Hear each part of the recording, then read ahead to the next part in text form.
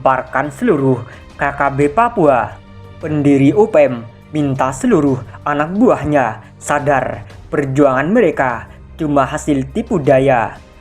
Kelompok kriminal bersenjata atau KKB Papua tak henti-henti menebar teror. Dikutip berita dari Kompas.com, sepanjang tahun 2022 ini saja KKB Papua sudah membunuh warga, menyerang aparat hingga menggeruduk desa sekitar.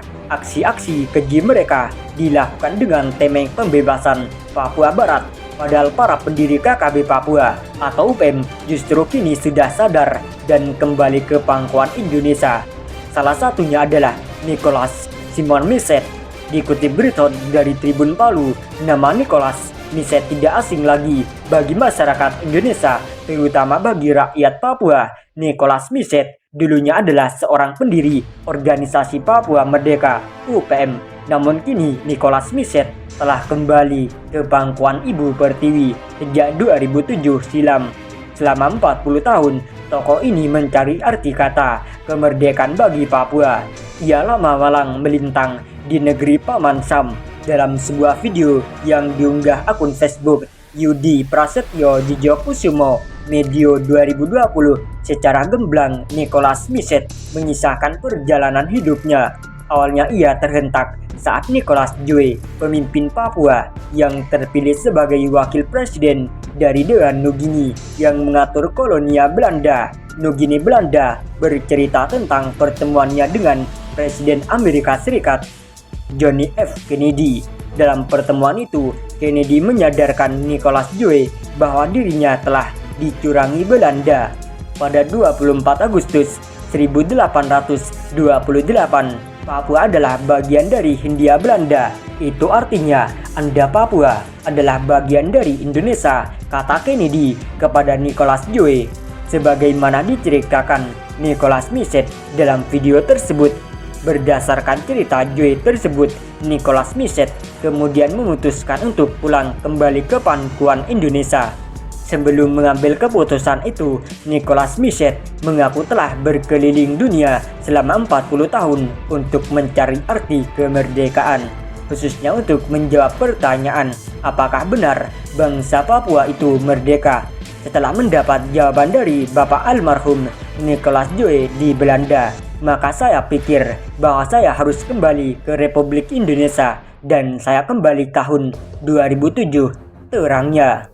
Nicholas Miset mengaku menjadi salah satu orang yang ikut mengibarkan bendera Bintang Kejora Papua pada tanggal 1 Desember 1961. Kala itu dia masih berusia 15 tahun, 59 tahun lalu, dan tidak banyak orang yang hadir dalam acara tersebut. Terlepas dari itu, dia kini tegas mengakui bahwa Papua sudah merdeka di bawah negara Kesatuan Republik Indonesia pada tanggal 17 Agustus 1945. Mengapa saya katakan demikian? Karena pada tanggal 24 Agustus 1828, pemerintah Belanda atau pemerintah kolonial Belanda waktu itu resmi menyatakan bahwa tanah Papua adalah bagian dari Hindia Belanda. Tegasnya, sementara Hindia Belanda itu dijajah oleh pemerintah Belanda. Untuk itu, kita sudah merdeka tanggal 17 Agustus 1945. Kita adalah bagian dari Republik Indonesia, tekannya. Atas alasan itu, dia mengajak para simpatisan UPM untuk bangun dari tidur dan sadar bahwa pembentukan negara Papua adalah tipu daya Belanda. Jadi untuk saya, bendera itu kenangan lama, kenangan yang Belanda menipukan kita bahwa kita akan menjadi satu negara sendiri di luar dari Republik Indonesia, tandasnya.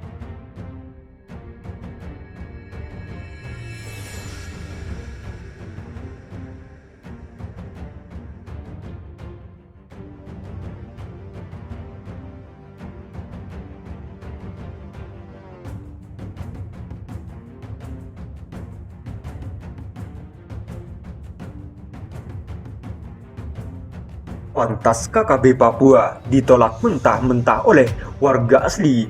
Tokoh pemuda sebut UPM tak murni lagi. Melansir dari surya.co.id, pantas saja KKB Papua ditolak mentah-mentah oleh warga asli Papua. Ternyata ada sederet penyebabnya.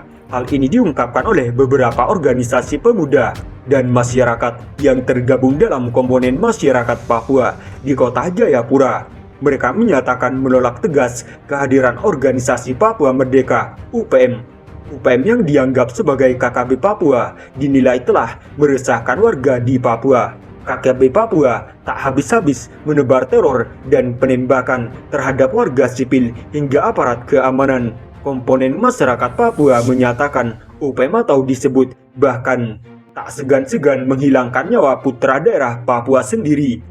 Ketua 2 Pemuda Adat Sereri, Ali Kabiai mengatakan perjuangan KKB saat ini tak murni membela orang Papua. Upaya yang dilakukan kelompok separatis tersebut pun dinilai sudah kuno.